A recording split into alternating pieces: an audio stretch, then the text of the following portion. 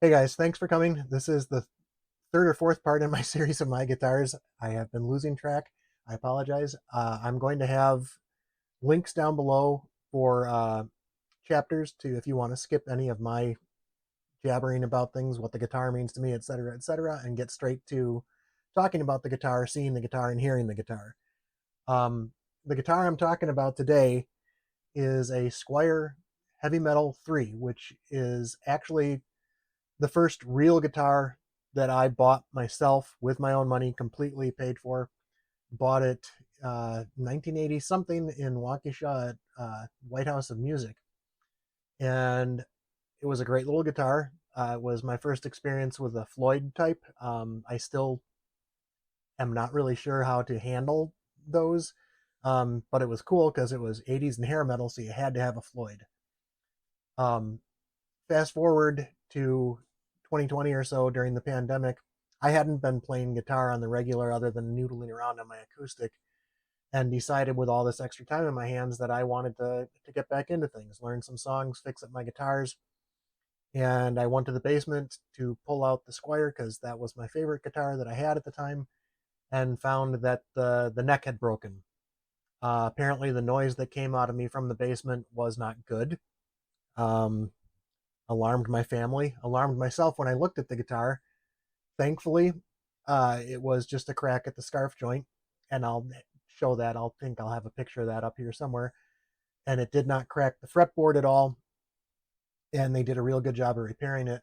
And that joint should actually probably be stronger than it ever was originally.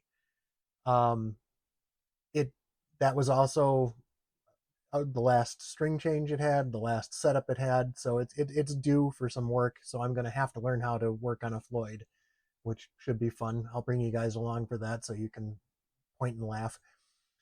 Um, Considering it is a Squier by Fender, the history on this one's going to be kind of brief. I am not going to try and cover the history of Squier or Fender because that would take an entire video all to itself, and there are people with more knowledge than me that did that whole story better. But I actually did, when I looked up some of the specs for this, did find out a little bit about Squier that I didn't know.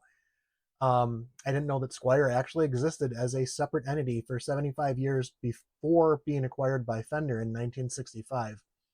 It was actually one of the last things that Leo Fender did before the company was sold to CBS.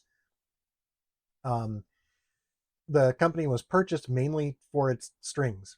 They needed strings. They ended up rebranding the Squier strings as Fenders, and then Squier branded guitars didn't actually appear until 1982.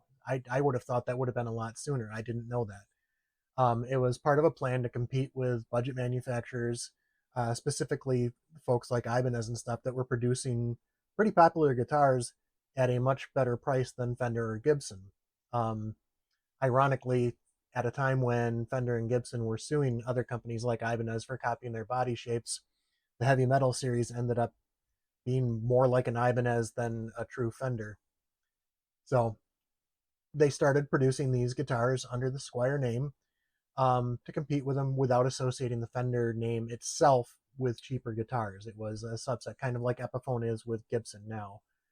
Um, and also initially, the Squier logo was actually the smaller one. It had a larger Fender branding with a small Squier logo, which would eventually be reversed in not too many years after that. So it'd be familiar to what we have now, the Squier by Fender. So that brings me to the guitar itself. So the guitar itself is a Squier by Fender Heavy Metal 3 Super Strat. And there were actually five different models of this produced. The Heavy Metal 1 had the traditional 2 point bridge, a standard nut, humbucker single single with a bolt on neck, manufactured in Korea between 1989 and 1993. Actually, everything from the Heavy Metal 1 through 4 were all produced in that same year range. So they were doing different models. The Heavy Metal 2 had a Floyd Rose bridge, a locking nut, humbucker single single with a bolt on neck as well. And the Heavy Metal 3 was the first one to do the humbucker single humbucker configuration, also with a bolt on neck. Uh, no branding on the back plate, but it does have the nice little carved heel joint. The Heavy Metal 4 had a Floyd Rose bridge locking nut, HSH, more traditional, with a set neck. That was a little different. And then finally, the last of the series produced from 1990 to 93 was the Heavy Metal 5 with a Floyd Rose bridge, locking nut, HSH set neck. It had flame figured tops. So you'll know one of those if you find it, because it'll probably have the flame cap on it, or just probably a veneer at a Squier pricing. They were all manufactured in Korea. This particular one is a little beefy. It weighs in at 8.4 pounds, 25.5-inch scale length. It's got standard tuners, not locking, because why would you with a Floyd Rose bridge? Um, Pickups are humbucker, single humbucker, standard 5-way switch. It goes the same, you know, neck, and middle, middle, middle, and bridge, bridge. Um, Frets, I would say, are medium. They're not very tall at all, but they're still in good shape. Um, the electronics, I did just look, and I didn't take a picture. Sorry about that, but it's a very small dime-sized pot with it looks like a PCB type switch, but it's encased in some kind of black plastic. It's not a full-blown like the tin looking ones that you've seen before. Um, and as far as construction, the body, this is where it gets a little weird. There's the serial number lookups for the Squier models this era. There's not a lot of great details to verify for sure what it is. Um, Probably basswood, but some sites listed as having a mahogany body. I mean, with the weight of this, it could probably be either. Um, it's got a maple neck. It's got a decent maple neck, scarf joint as well, where you can see where it broke with the little eyelets for the Floyd nut. It looks like an unhappy face, which it definitely was when it cracked. So was I. Um, and Floyd Rose, which is it's a license under Floyd Rose patents bridge, and I'll put a picture up of that showing that it has that. I guess some of the later ones did have actual licensed Floyd Roses, not the Floyd Rose patents. So this is, I guess I'd call it a Floyd Rose like, but it has the screws for fine tuning and then the things to adjust for intonation. I have not done too much with this because it's actually sitting pretty well. When I do sound samples, I will do the trim, but I'm not confident that it's going to maintain tune, even though I did tweak with it a little bit today. Um, so that about covers everything with the guitar and the history. I know this one's going to be a little shorter than some others, but I'll get into the sound samples, which might be a little longer because I actually have all working pickups in this one. And I apologize ahead of time because for some reason I think I might have some work to do in there. The single coil, I know that's not noise canceling, but it introduces more hum than I think it should. So there might be a grounding issue, or maybe I actually do have to think about replacing the pots and the switch. We'll see. That wouldn't be the worst upgrade to do on one of these. There's plenty of room in that cavity. So just some clean tones first. I'm going to start with the bridge pickup.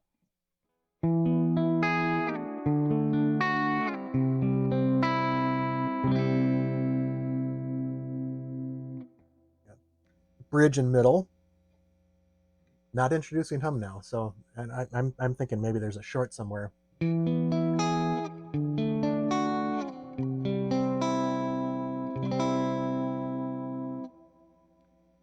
The middle, the single coil.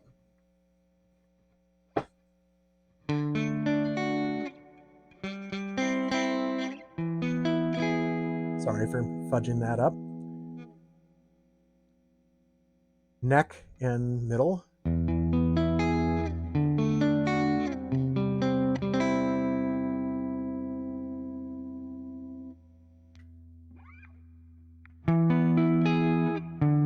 And this is the neck. I don't have any numbers on the output of these. There wasn't anything online, and I still haven't found my multimeter to do the testing myself.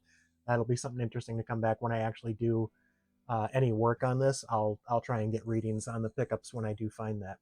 All right, I'm going to throw a little dirt on it so you can hear it, and we'll go back to the bridge to start.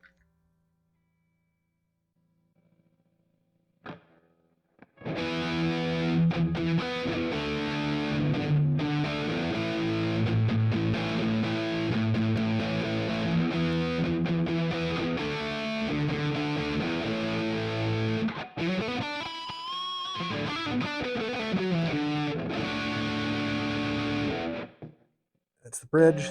Bridge. Oh, there's the hum. So apparently the gain that introduces the hum from the single coil.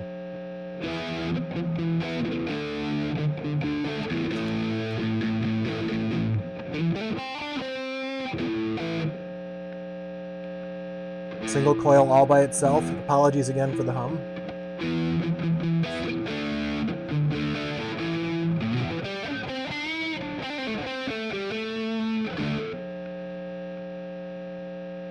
Neck and single.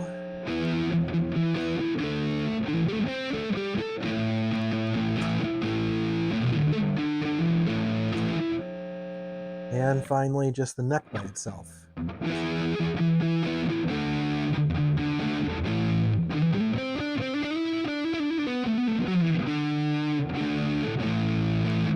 It's definitely got some of that neck sound to it. That's about it for the sound samples. I'm going to turn this off so some of the hum doesn't come back, and I can take off my headphones just to give my final thoughts here. This guitar is kind of special for me, so I'm not thinking about doing too much to it, except maybe upgrading the electronics if I think it might help with that hum. Although, to be honest, I'm not going to use a single coil too much with that much gain. But it's been one of my favorite guitars. I'm very happy that they were able to fix it. I just really enjoy the finish on this. I was not able to get a name on this color. They had some kind of black, but this is more of a gray silver metallic in my mind. Um, it's just a very comfortable guitar to play. Although at 8.4 pounds, if you're standing and having a strap around your neck, it can get a little heavier than some of the other ones I've got to work with here. If anybody has any thoughts or any more history on the heavy metal series, anything that I missed, please feel free to leave a comment. I'd appreciate it. If you have any thoughts on the hum on the single coil, leave that as well. I'm always open to trying to learn more about my guitars now that I've started to get into this. As always, I appreciate you guys hanging out with me, listening to me ramble, listening to me try to play guitar. And if you like what you see, please like, subscribe, leave a comment, and we'll see you next time.